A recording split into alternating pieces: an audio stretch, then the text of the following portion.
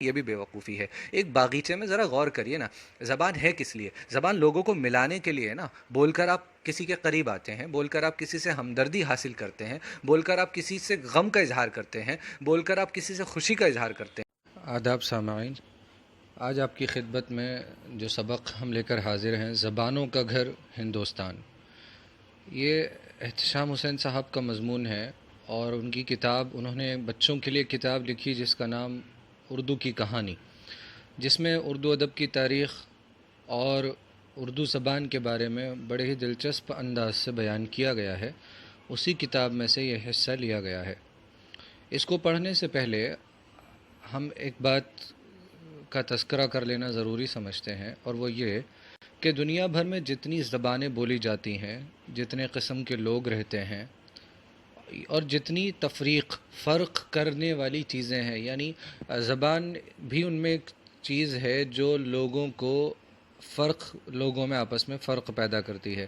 مثال کے طور پر ایک شخص انگریزی زبان بولتا ہے، دوسرا اردو زبان بولتا ہے، تو یہ زبان کی بنیاد پر فرق ہو گیا کہ یہ انگریزی زبان بولنے والا ہے اور یہ اردو زبان بولنے والا ہے۔ اسی طرح اور بھی چیزیں ہیں جو فرق پیدا کرتی ہیں، لیکن یہاں سمجھنے کی بات جو یہ ہے کہ یہ فرق جھگڑے والا فرق نہ بن جائے، یا یہ فرق ایسا نہ ہو جائے کہ میری زبان انگریزی ہے تو اونچی زبان ہے، اس کی زبان ہندی ہے، اردو ہے، سنسکرت ہے تو نیچی زبان ہے۔ جی ہاں، یہ سمجھنے کی بات ہے کہ تمام زبانیں جو ہیں وہ اللہ تعالیٰ نے پیدا کی ہیں، اللہ تعالیٰ نے ہی ہم لوگوں کو سکھلائی ہیں، اور سب کی سب زبانیں اللہ تعالیٰ کی زبانیں ہیں۔ تو کسی بھی زبان سے ہم یہ کہیں کہ یہ زبان، ہماری زبان تمہاری زبان سے زیادہ اچھی ہے، ہماری زبان اونچی ہے اور اس زبان کے بولنے والے بھی دوسری زبان سے اونچے ہیں، کہ سنسکرت والے اردو والوں سے اونچے ہیں یا اردو والے انگریزی والوں سے اونچے ہیں، ایسا کچھ نہیں ہے۔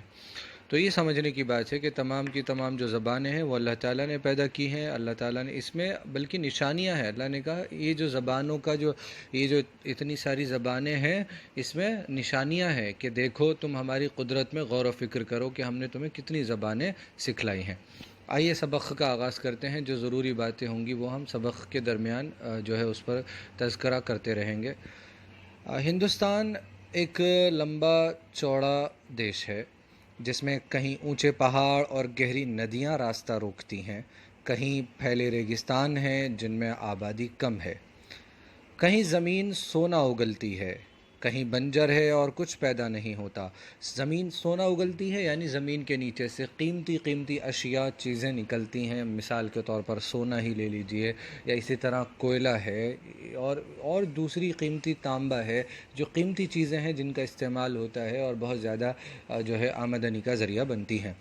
پھر یہاں کے بسنے والوں کو دیکھو تو کالے بھی ہیں اور گورے بھی، خوبصورت بھی ہیں اور بدصورت بھی، لمبے قد والے بھی ہیں اور چھوٹے قد والے بھی، جنگلیوں کی طرح زندگی بسر کرنے والے بھی ہیں اور بڑے بڑے شہروں میں رہنے والے بھی۔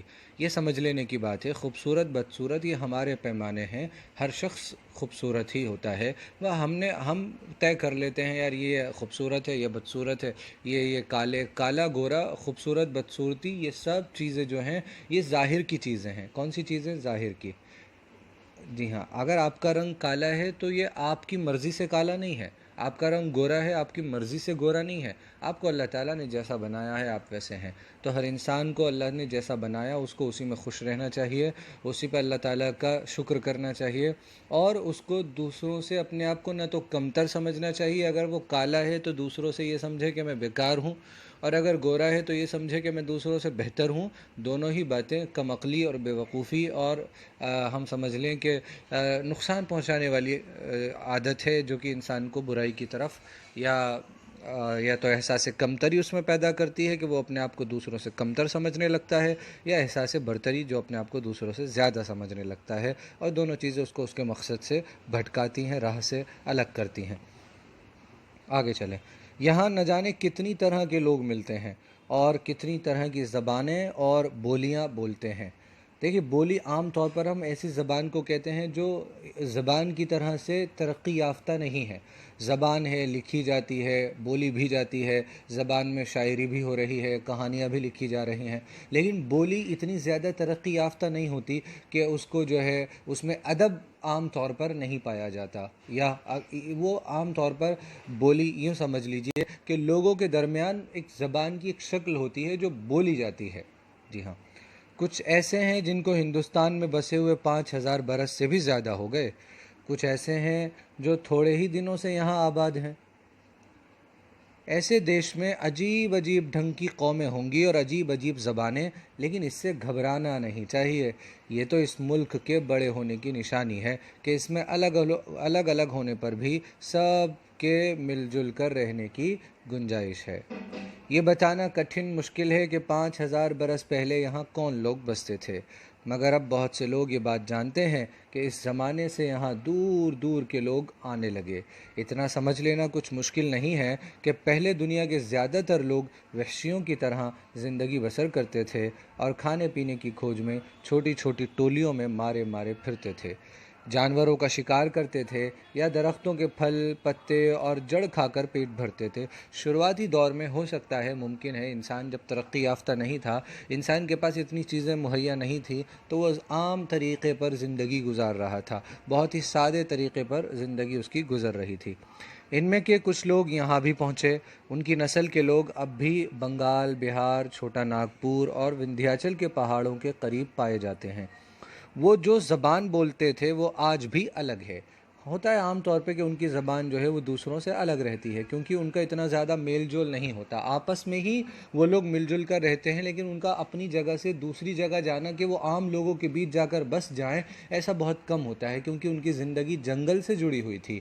ان کی زندگی میں جنگلوں کا بڑا دخل تھا. جنگلوں سے ہی جو ہے کھانے پینے کا سامان، دوائیاں اور یہ تمام چیزیں، لکڑی ہے جلانے کے لیے، تو وہ جنگل سے ہی اکٹھا کرتے تھے. اسی لیے یہ لوگ عام طور پر شہروں کی طرف کوچ نہیں کرتے تھے اور اسی لیے ان کی زبانیں جو ہے عام لوگوں سے، ان کی بولیاں الگ ہوتی ہیں. آگے دیکھیے، ان میں سے کول اور منڈا قبیلے مشہور ہیں اور اپنی بولیاں بولتے ہیں. کول اور منڈا، برسا منڈا آپ نے سنا ہوگا، ایک شخص کا نام ہے، آپ اس کے بارے میں سرچ کریں گے تو ملے گا آپ کو. یہ بات یاد رکھنا چاہیے کہ دنیا میں کوئی قوم ایسی نہیں ہے جو کوئی بولی بولتی نہ ہو. ہر قوم کوئی نہ کوئی بولی، چاہے دوسروں سے کتنی ہی الگ ہو، بولتی ہے. یہی بات تمام انسانوں میں ملتی ہے. اللہ تعالیٰ نے انسان کو اس کو بیان، اس کو بولنا سکھایا ہے. ان کے 1,000 1,500 برس کے بعد دراوڑ لوگ پچھم کی طرف سے آئے. وہ لوگ جنہیں دراوڑ کہا جاتا ہے، راہل ڈراوڈ، آپ ایک شخص کو جانتے ہیں. آج کل یہ لوگ جو ساؤتھ میں رہتے ہیں، یہ لوگ پچھم سے آئے اور انہیں دراوڑ کہا جاتا تھا. یہاں انہوں نے خوب ترقی کی. آج بھی مدراس، میسور، آندھرا پردیش اور کیرل میں یہی لوگ آباد ہیں. تم نے تامل، تیلگو زبانوں کے نام سنے ہوں گے، یہ انہی لوگوں کی زبانیں ہیں. تامل، تیلگو وغیرہ انہی لوگوں کی زبانیں ہیں. یہ تو تھا ہندوستان کا حال. باہر ایران، چین اور ترکستان وغیرہ، ترکی آج کا وغیرہ میں ایک اور قوم جسے عام طور سے تاریخ میں آریہ کہا جاتا ہے. کہاں ایران، چین اور ترکستان میں ایک اور قوم تھی جو زندگی گزار رہی تھی، ترقی کر رہی تھی، جنہیں آریہ کہا جاتا ہے، ترقی کر رہی تھی. یہ لوگ بہادر تھے، اچھی شکل رکھتے تھے، گھوڑے سے کام لینا اور کھیتی کرنا جانتے تھے. یعنی ان کے پاس بہت سارے ہنر تھے جن کی وجہ سے یہ دوسری قوموں سے تھوڑا زیادہ اپنے آپ میں ترقی یافتہ تھے. ان کے پاس ترقی کا سامان زیادہ تھا. کوئی 3,500 برس ہوئے یہ لوگ ہندوستان میں آئے اور انہوں نے یہاں کے پرانے بسنے والوں کو ہرا کر اتری بھارت میں اپنا راج قائم کیا. جی ہاں، ہوتا ہے عام طور پر، ایسا تاریخ میں ہوتا آیا ہے کہ مثال کے طور پر وہ لوگ یہاں آئے تو یہاں آتے ہی جو پہلے سے یہاں لوگ موجود تھے اور جو باہر سے آئے، باہر والوں نے اپنا قبضہ جمانا شروع کر دیا. باہر والوں نے یہاں کے ساز و سامان پر قبضہ کرنا شروع کر دیا. تو یہاں کے جو پہلے سے لوگ تھے وہ تھوڑے، ہو سکتا ہے کہ لڑنا نہ چاہتے ہوں یا ہو سکتا ہے کمزور ہوں، اتنے ترقی یافتہ نہیں تھے، تو دھیرے دھیرے انہوں نے یہاں سے جگہ خالی کرنا شروع کر دیا اور وہ لوگ یہاں پر بستے چلے گئے. ان لوگوں نے بہت سی نظمیں، بھجن اور گیت لکھے۔ یہ بات یاد رکھنے کی ہے، یہ لوگ جو زبان بولتے تھے اسے آریائی زبان کہتے ہیں۔ سنسکرت اسی کی ایک شاخ ہے، سنسکرت بھی اسی سے نکلی ہے، آریائی زبان۔ اور جو ہماری زبان اردو ہے، آپ جانیں گے بھی آگے کہ وہ بھی ایک آریائی زبان ہی ہے۔ یونانی، جرمن، پرانے زمانے کی فارسی اور یورپ کی کئی زبانیں اسی خاندان سے تعلق رکھتی ہیں، اور جب تم آگے بڑھ کر ان زبانوں کو پڑھو گے تو معلوم ہوگا کہ سب ایک دوسرے سے ملتی جلتی ہیں۔ زبانوں کی کہانی بڑی لمبی ہے، بڑی لمبی ہے، مزیدار ہے، مگر یہاں اس کے بیان کرنے کا موقع نہیں ہے۔ بس یہ یاد رکھنا چاہیے کہ سنسکرت انہی ہندوستانی آریوں کی زبان تھی، یہ یاد رکھنے والی بات ہے۔ تمام لوگ سنسکرت نہیں بول سکتے تھے، سنسکرت عام طور پر تھوڑی مشکل زبان مانی جاتی ہے، اس کو بولنے کے لیے تلفظ کے بڑے مسائل ہیں۔ جی ہاں، جیسے اردو میں آپ جانتے ہیں زا کو جا کر دیا جائے اور جی اسی طرح ش کو س کر دیا جائے تو خوبصورتی بگڑ جاتی ہے۔ اسی طرح سنسکرت میں بھی تلفظ جو ہے سنسکرت زبان میں الفاظ کا وہ عام تلفظ نہیں ہے، اس کو بولنے کے لیے اچھی مہارت چاہیے، اس کو بولنے کے لیے اچھی محنت درکار ہے۔ یہاں پرانے بسنے والے یا تو اپنی پرانی بولیاں بولتے تھے یا ملی جلی زبانیں۔ دھیرے دھیرے یہ ہوا کہ سنسکرت اونچے ذات کے ہندوؤں کی زبان ہو کر رہ گئی، عام لوگ اس سے دور ہو گئے۔ ایسا ہوتا ہے، عام لوگ اکثر جو ہے وہ مشکل زبان لگے انہیں، یا ایسی زبان کے جس کو بولنے کے لیے خاص محنت، خاص تعلیم کی ضرورت ہوتی ہو صحیح انداز پر بولنے کے لیے، استعمال کرنے کے لیے، تو عام لوگ جو پڑھے لکھے لوگ نہیں ہوتے اور کمزور طبقے کے لوگ ہوتے ہیں، وہ اکثر ہوتا ہے زبان میں تبدیلی کرتے کرتے ان کی زبان کی شکل صورت بدل جاتی ہے، اور اس طرح وہ سنسکرت سے دور ہو گئے۔ یہ لوگ جو زبانیں بولتے تھے ان کو پراکرت کہتے ہیں۔ پراکرت یعنی قدرتی، نیچرل، یعنی وہ زبان کے جو فطرتی طور پر لوگوں نے جو ہے بڑی زبان میں سے اس کی شکل کو بدل کر ایک قدرتی طور پر ان کی زبان ایک پیدا ہوئی جو بہت زیادہ بندھن میں، قواعد کے بندھن میں بندھی ہوئی نہیں تھی، گرامر کے بندھن میں نہیں بندھی ہوئی تھی۔ سنسکرت کی بڑی سخت گرامر ہے، قواعد ہیں، تو یہ عام لوگوں کی زبان جو ہے وہ اتنی زیادہ قواعد کی پابند نہیں ہوتی، تلفظ کی اتنی زیادہ پابند نہیں ہوتی۔ پراکرت ایک زبان نہیں تھی، بلکہ الگ الگ علاقوں کی الگ الگ پراکرتیں تھیں۔ یہ نہیں تھا کہ یہ پراکرت ایک ہی زبان ہو کہ جہاں جہاں پراکرت بولی جاتی ہے، بلکہ الگ الگ علاقوں میں الگ الگ پراکرتیں، الگ الگ جگہ کے لوگوں نے اپنے اپنے حساب سے ان کی بولیاں وہاں پر پیدا ہو گئی تھیں۔ ہندوستان لمبا چوڑا ملک تو ہے ہی، کسی حصے میں کوئی پراکرت بولی جاتی تھی، کسی میں کوئی۔ اب جو بدھ مت کا مقابلہ کرنے کے لیے سادھو اور سنت پیدا ہوئے تو انہوں نے بھی عام لوگوں پر اپنا اثر ڈالنے کے لیے پراکرتوں ہی میں گیت اور بھجن بھی لکھے اور دھرم کرم کی باتیں کی۔ اس طرح سے جب سادھو اور سنتوں نے اس زبان کا استعمال کیا تو اب ظاہر آپ اندازہ لگائیے کہ اگر ایک پراکرت ایک بولنے والی زبان ہے، اس کا استعمال سادھو اور سنتوں نے شروع کر دیا تو اب یہ زبان مشہور ہونے لگی، اس زبان کا استعمال زیادہ ہونے لگا، اس زبان میں گیت اور بھجن لکھے جانے لگے تاکہ یہ زبان بھی دوسری زبان کا مقابلہ کر سکے۔ تو اس طرح زبان ترقی کرتی ہے جب ایسا ہوتا ہے۔ جی ہاں، جب الگ الگ مقصد کے لیے کوئی بولی استعمال ہونے لگے نا تو وہ ترقی کرتی ہے، ترقی کرتے کرتے آگے زبان میں تبدیل ہو جاتی ہے۔ اس وقت دوسری پراکرتوں یا زبانوں کا ذکر کرنے کی ضرورت نہیں۔ اتری بھارت میں جو پراکرت بولی جاتی تھی ہمیں اسی سے کام ہے۔ اس پراکرت کو شور سینی پراکرت کہتے تھے، اسی کے پیٹ سے وہ بھاشائیں پیدا ہوئیں جن کو ہندوستانی، ہندی اور اردو کہتے ہیں۔ میں نے بتایا تھا آپ کو کہ ہماری جو زبان جو آج ہم اردو زبان بول رہے ہیں، استعمال کر رہے ہیں، وہ شور سینی پراکرت سے نکلی ہے، اور یہ اوپر جائیں گے تو اس کا جو خمیر ہے وہ سنسکرت سے ہی تیار ہوا ہے، اسی کی شکل تھوڑی بہت تبدیل ہو کر آج اس طرح موجود ہے۔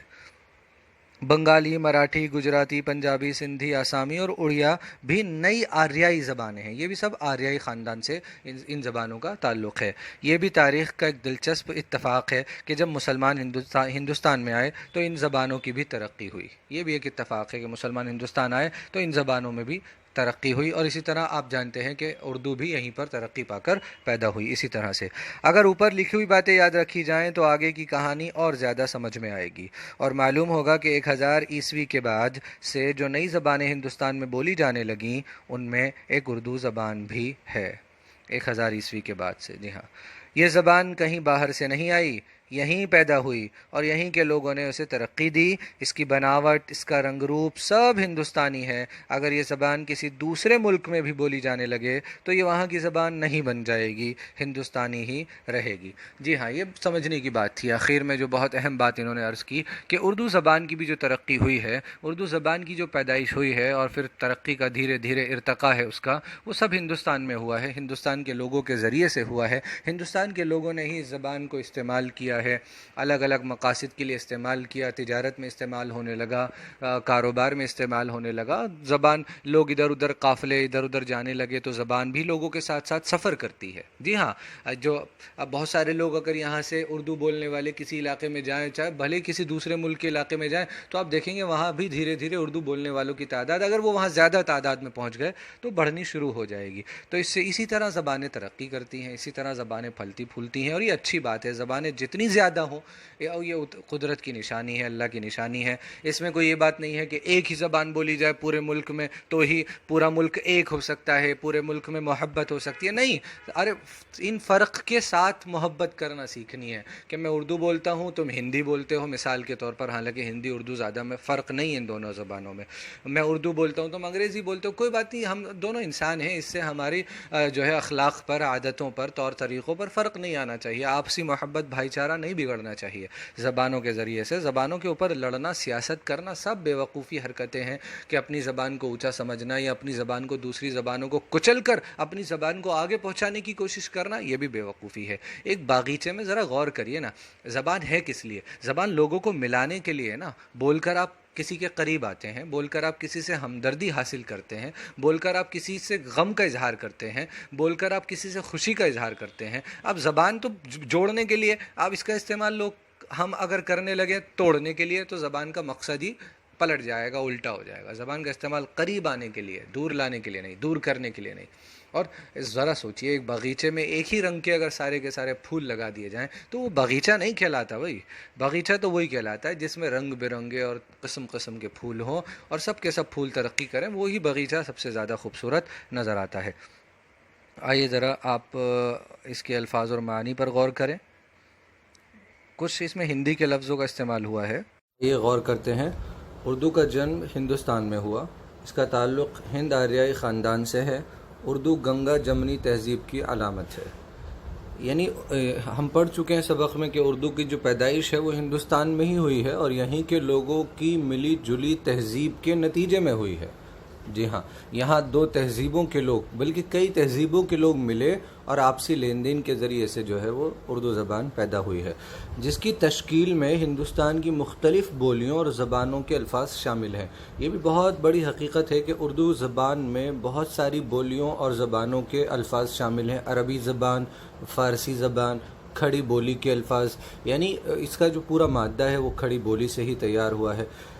تو پتہ چلا کہ ہندوستان کی جو الگ الگ بولیاں تھیں، زبانیں تھیں، اس کے کئی الفاظ اور اس کا ڈھانچہ اردو زبان نے قبول کیا ہے اور اس طرح سے خاص قسم کی شکل میں اردو زبان ابھر کر آئی ہے.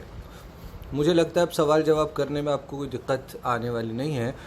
پہلا سوال، ہندوستان کی خصوصیات کیا ہیں؟ آپ کو یاد ہے کہ یہاں مختلف مذہب کے لوگ، مختلف قبیلے، مختلف زبان بولنے والے، مختلف رنگوں والے اور الگ الگ عادت اور اطوار، طور طریقوں والے لوگ رہتے ہیں. یہ ساری ہندوستان کی خصوصیات ہیں.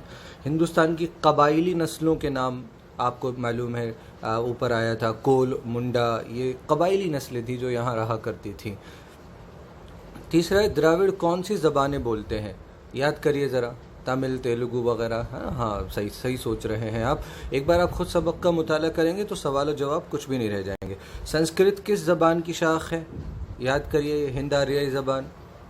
یاد آ جائے گا آپ کو کون سے لوگ تھے جنہوں نے سنسکرت بولنا، جو سنسکرت کی زبان اپنے ساتھ لے کر آئے تھے، اور پھر کیا وجہ رہی کہ سنسکرت جو ہے وہ خاص لوگوں تک محدود رہ گئی اور عام لوگ پرکرت بولنے لگے، قدرتی زبانیں جو سنسکرت کی بدلی ہوئی شکلیں تھیں. سوال نمبر 5 ہے، اتر بھارت میں کون سی پرکرت بولی جاتی تھی؟ میں یاد نہیں دلاؤں گا آپ کو خود یاد کرنا ہے. چھٹا سوال ہے، ہند آریائی زبانیں کون کون سی ہیں؟ اس کی بھی مثال اوپر، جرمنی جس میں ایک زبان ہے، یاد کریں. سوال نمبر 7، اردو کہاں پیدا ہوئی اور کس زبان سے نکلی ہے؟ बेहद आसान सवालात हैं, आप अच्छे से कर लेंगे. ख़ुद करने की कोशिश करें. आप अब 10वीं जमात में हैं और ये ना कोशिश करें कि गाइड में से देख कर लिख लिए. अभी से लिखने की आदत पैदा करें. ये साल बहुत अहम है आपके लिए. ख़ुद से लिखने की आदत पैदा करें. تو عملی کام ہے کہ استاد کی مدد سے اردو زبان سے متعلق ایک مضمون لکھیے. آپ گھر میں کسی کی مدد لے سکتے ہیں اور اردو زبان سے متعلق کوئی مضمون لکھ سکتے ہیں. امید کرتا ہوں آپ کو یہ سبق سمجھ آیا ہوگا. آپ کی سماعتوں کا شکریہ.